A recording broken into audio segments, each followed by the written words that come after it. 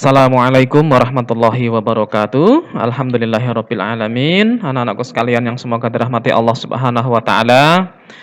Bagaimana kabar anak-anakku sekalian pada pagi hari ini? Semoga sehat selalu dan tetap semangat untuk belajar.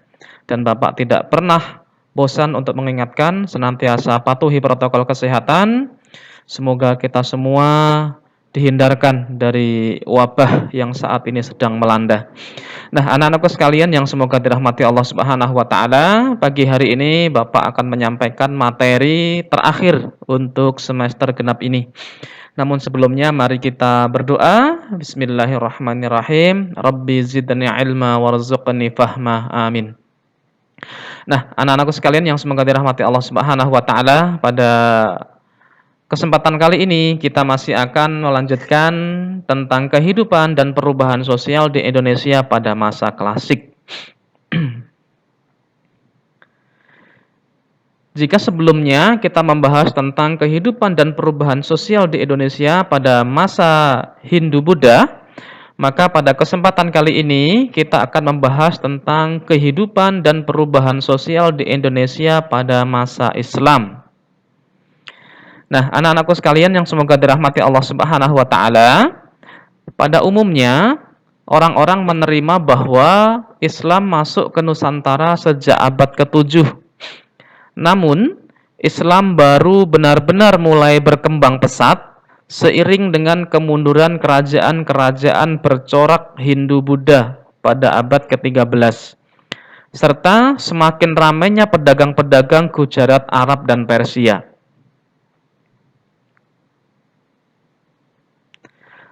Ramainya aktivitas perdagangan tersebut banyak dipengaruhi oleh geografi Indonesia, ya. Jadi keadaan geografi Indonesia. Posisi strategis Indonesia menyebabkan beberapa daerah pantai memegang peran penting di bidang politik dan ekonomi.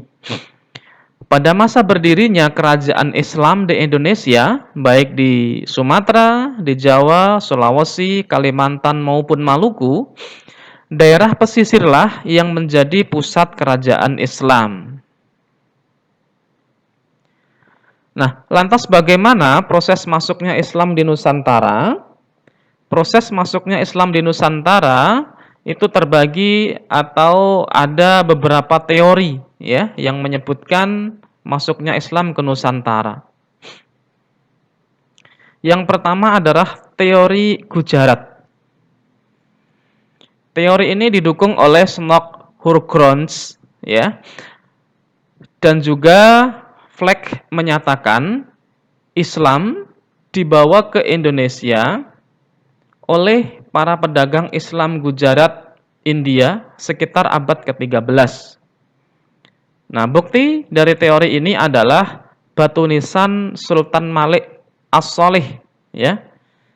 Jadi beliau itu adalah sultan atau raja Samudra Pasai yang bercorak Gujarat. Bukti lain adalah tulisan Marco Polo yang menyatakan bahwa ia mendapati banyak penduduk di Perlak, ya, di Aceh Timur yang beragama Islam, serta peran pedagang India dalam penyebaran agama Islam, ya. Ini adalah batu nisan Sultan Malik As-Shalih, ya. Salah satu sultan di kerajaan Samudra Pasai. Kemudian ada teori yang berikutnya, yaitu adalah teori Mekah. Nah, ya, teori Mekah.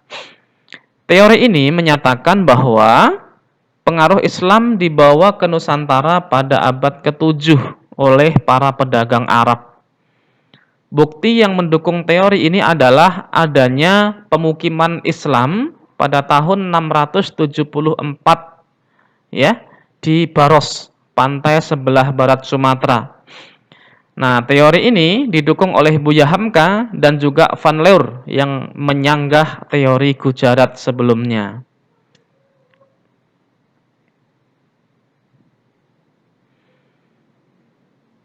Teori yang ketiga yaitu adalah teori Persia.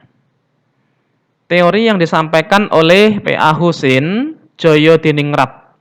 Ini menyatakan bahwa Islam masuk ke Nusantara pada abad ke-13 Masehi di Sumatera. Argumennya ini didasari oleh persamaan budaya yang berkembang di kalangan masyarakat Islam Nusantara dengan budaya di Persia.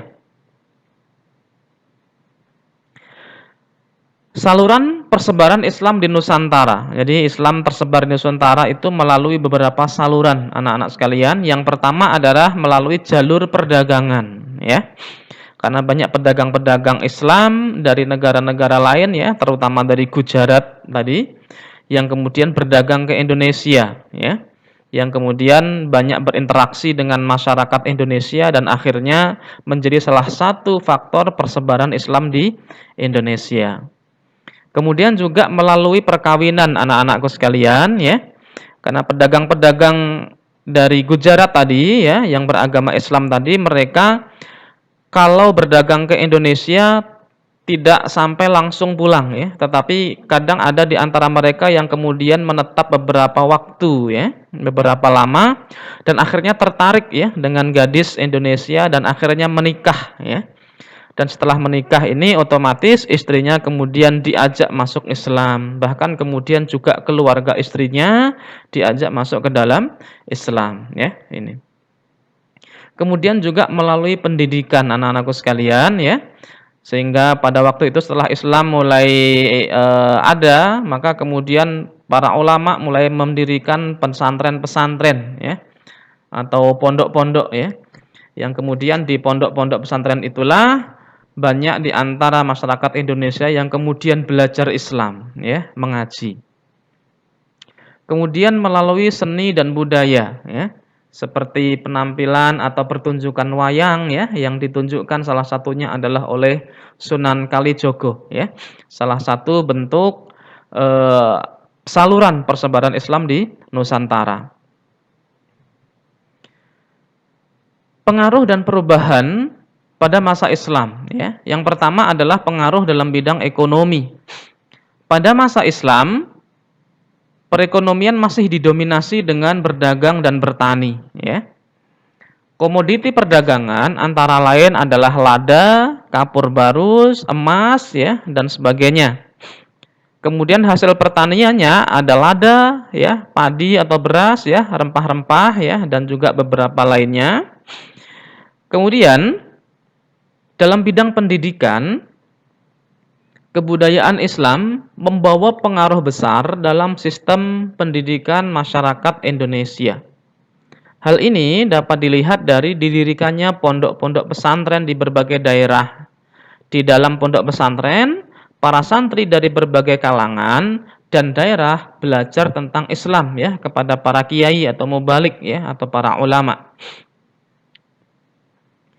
Kemudian dalam bidang politik, kedatangan Islam membawa pengaruh besar pada kehidupan politik. Hal ini sangat jelas dari pergantian sebutan raja menjadi sultan, ya. Jadi kalau sebuah kerajaan pada masa Hindu-Buddha dipimpin oleh raja, ya.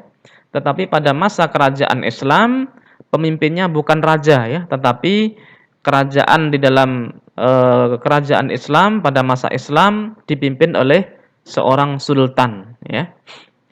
Pengaruh lainnya juga nampak dari pergeseran konsep raja yang pada masa Hindu-Buddha dipandang sebagai titisan dewa, kemudian diganti dengan konsep Islam khalifah. Nah, kemudian kita akan bahas tentang kerajaan-kerajaan Islam di Indonesia, anak-anakku sekalian. Yang pertama adalah Kerajaan Samudra Pasai. Merupakan kerajaan Islam pertama di Indonesia, didirikan sekitar abad ke-13. Didirikan oleh Sultan Malik As-Salih dengan berlandaskan hukum-hukum Islam. Letaknya di pesisir timur Laut Aceh, tepatnya di sekitar Lok Sumawe kalau sekarang, ya. Mencapai puncak kejayaan pada masa kepemimpinan Sultan Malik Al-Saleh sebagai kerajaan maritim yang kuat di Selat Malaka. Beliau digantikan oleh putranya Sultan Muhammad yang kemudian bergelar Sultan Malik Az-Zahir. Kerajaan ini kemudian meredup setelah diserang dan dikuasai oleh Portugis pada tahun 1521.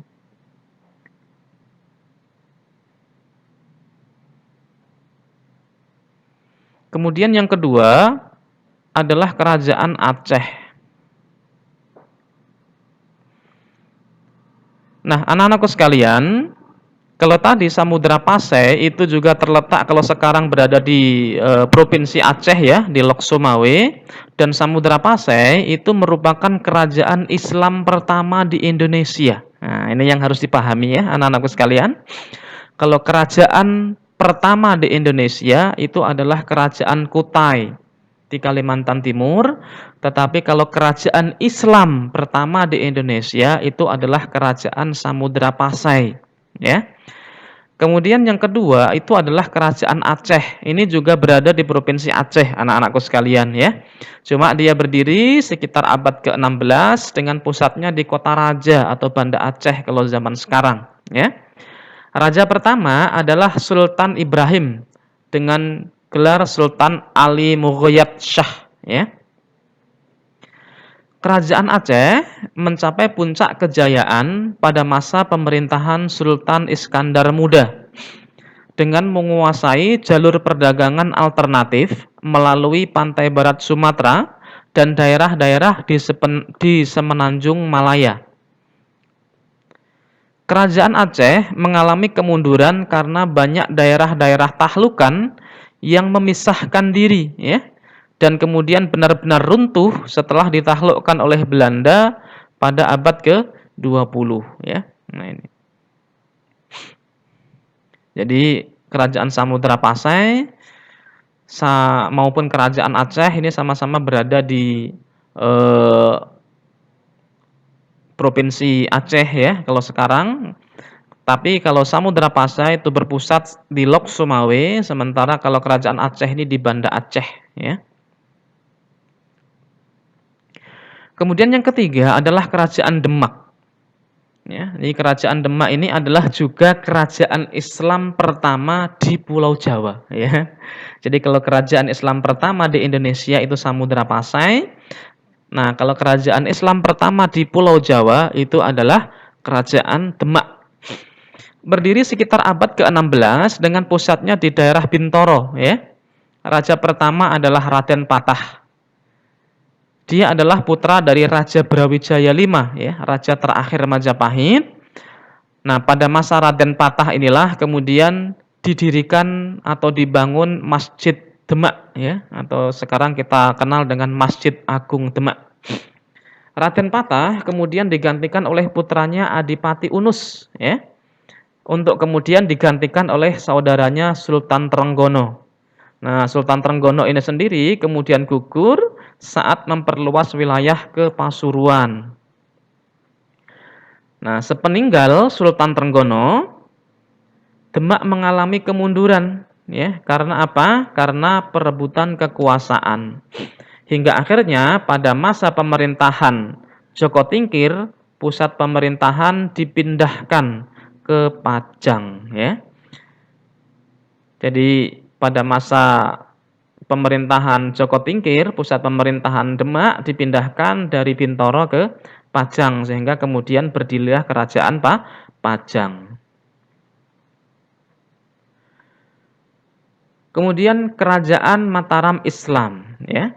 Jadi tadi ada Kerajaan Demak dipindahkan ke Pajang oleh Joko Tingkir. Nah, pada perjalanannya Kerajaan Pajang itu juga kemudian dipindahkan pusat pemerintahannya ke Yogyakarta, ke Kota Gede, dan kemudian berubah nama menjadi Kerajaan Mataram Islam ya. Berdiri sekitar tahun 1586 dengan pusatnya di daerah Kota Gede di Yogyakarta. Raja pertama adalah Sutawijaya yang bergelar Panembahan Senopati ing Alogo Sayidin Panotogomo. Kemudian dia digantikan oleh putranya bernama Raden Mas Jolang, dan kemudian Raden Mas Jolang digantikan oleh Raden Mas Rangsang. Ya, Raden Mas Rangsang atau yang kemudian lebih dikenal dengan Sultan Agung ya, Sultan Agung Hanyokrokusumo ya, yang sering kita kenal. Kerajaan ini mencapai puncak kejayaan pada masa pemerintahan Sultan Agung dengan wilayah kekuasaan meliputi Jawa Tengah, Jawa Timur, dan sebagian Jawa Barat. Sultan Agung sendiri kemudian digantikan oleh putranya Amangkurat I ya. Dan pada masa pemerintahan Amangkurat I inilah pengaruh Belanda semakin kuat ya. Maka setelah Amangkurat I wafat kemudian digantikan oleh Amangkurat II. Karena kekuasaan Belanda semakin kuat, kemudian kerajaan Islam juga semakin sempit, maka akhirnya terpaksa Amangkurat II ini melakukan atau mengikuti arahan daripada Belanda, yaitu adalah melakukan perjanjian Giyanti. Ini adalah strategi daripada Belanda untuk mengurangi kekuatan atau memecah kekuatan kerajaan Mataram. Sehingga kemudian berdasar perjanjian Giyanti ini Mataram dipecah menjadi dua, yaitu adalah Kesultanan Yogyakarta yang diperintah oleh Mangkubumi yang kemudian dengan gelar Sultan Hamengkubuwono ya, yang masih kita kenal dengan sekarang ya, sampai dengan sekarang Sultan Hamengkubuwono. Kemudian yang kedua adalah Kasuhunan Surakarta yang diperintah oleh Susuhan Pakubuwono ya, yang kemudian berada di Surakarta atau Solo ya, kalau sekarang sering kita kenal.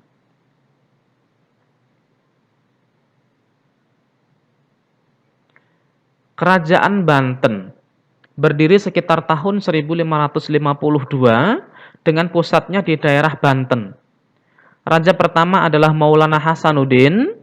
Dia digantikan putranya Panembahan Yusuf dan berhasil menaklukkan Pakuan dan Pajajaran.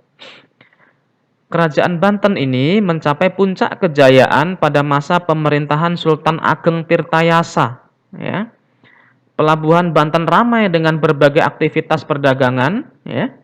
Tahun 1671, Sultan Ageng Tirtayasa ini mengangkat putranya yang bernama Sultan Abdul Kahar atau dengan gelar Sultan Haji sebagai raja pembantu. Namun, ternyata Sultan Haji ini karena ingin mendapatkan kekuasaan, dia menjalin hubungan dengan Belanda. Dan akhirnya Sultan Ageng Tirtayasa ditangkap Belanda. Dan sejak itulah kemudian kerajaan Banten mulai meredup karena dikuasai atau dikendalikan oleh Belanda.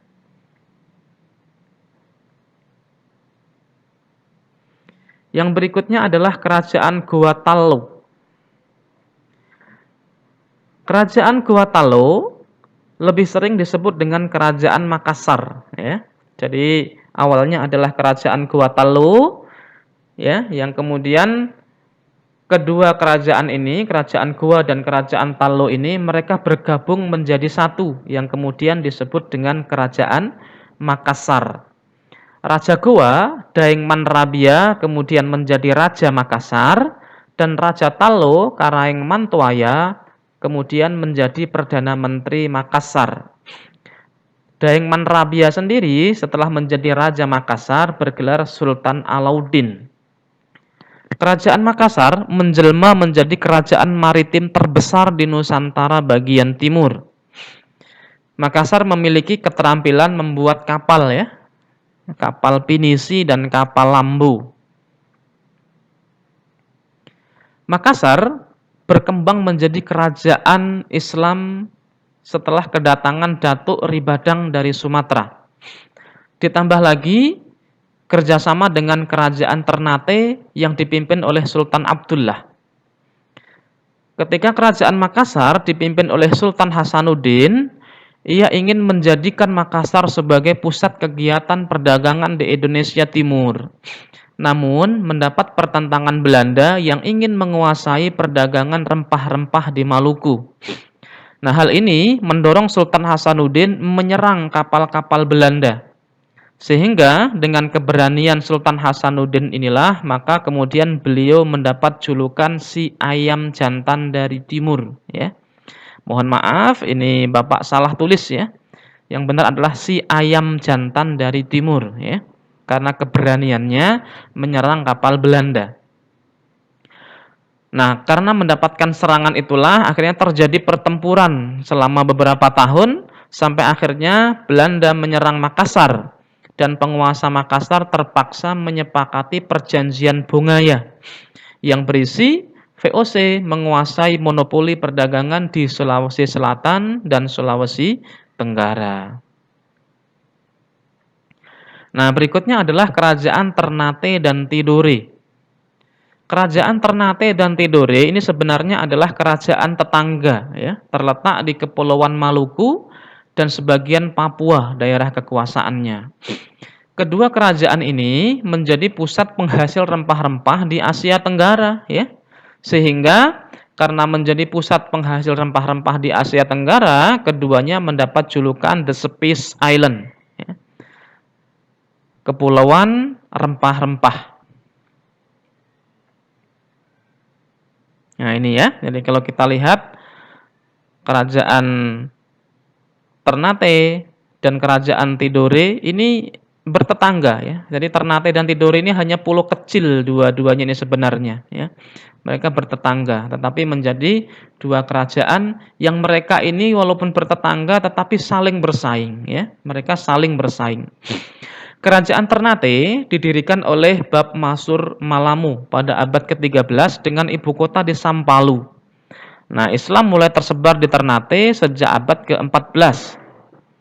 Kerajaan Tidore juga berdiri abad ke-13 ya. Banyak pedagang berbagai negara membeli rempah-rempah dan menjadi alasan masuknya Islam ke Tidore.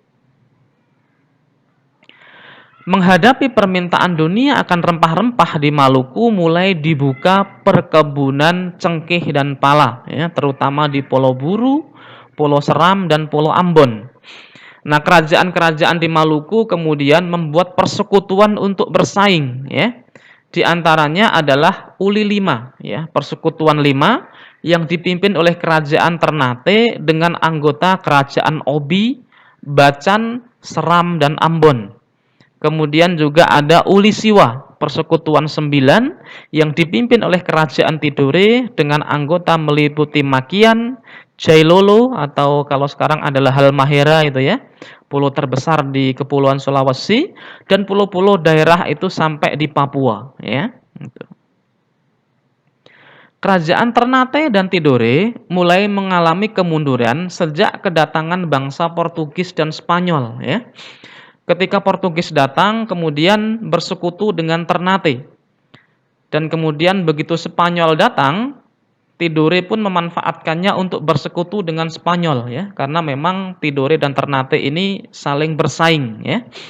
Begitupun dengan Portugis dan Spanyol, pada akhirnya mereka juga bersaing dan menjadi pertempuran antara Portugis dan Spanyol. Nah, pertempuran antara Portugis dan Spanyol untuk berebut wilayah di Maluku inilah akhirnya harus diselesaikan secara langsung oleh Paus ya. Pada akhirnya mereka menandatangani perjanjian Zaragoza yang berisi salah satunya adalah Portugis menguasai kepulauan Maluku sementara Spanyol harus pergi ke kepulauan di Filipina. Nah, ini anak-anakku sekalian, ini juga akhirnya menjadi sebab atau sejak saat itulah kerajaan Ternate dan Tidore mengalami kemunduran. Nah, anak-anakku sekalian, ini adalah materi kita pada kesempatan kali ini. Tetap semangat untuk belajar. Insya Allah minggu depan kita akan ujian ya. Melaksanakan penilaian akhir semester genap sekaligus penilaian untuk kenaikan kelas. Semoga anak-anakku semua dipermudah belajarnya, dilancar oleh Allah Subhanahu wa taala dan semuanya nanti mendapatkan hasil yang terbaik dan semuanya bisa naik ke kelas 8. Jika ada pertanyaan silahkan bisa melalui kolom komentar ya di bawah. Kemudian anak-anakku sekalian silahkan direview kembali materi-materi yang sudah pernah Bapak sampaikan sebelumnya. Semuanya ada di channel YouTube Bapak ini ya, direview kembali silahkan dirangkum ya. Semoga bisa membantu dan mempermudah proses belajar anak-anakku sekalian. Nah, ini anak-anakku sekalian, semoga kita senantiasa diberikan kesehatan selalu. Jangan lupa selalu berdoa kepada Allah, memohon restu kepada kedua orang tua. Kurang lebihnya mohon maaf lahir dan batin. Billahi taufik wal hidayah. Wassalamualaikum warahmatullahi wabarakatuh.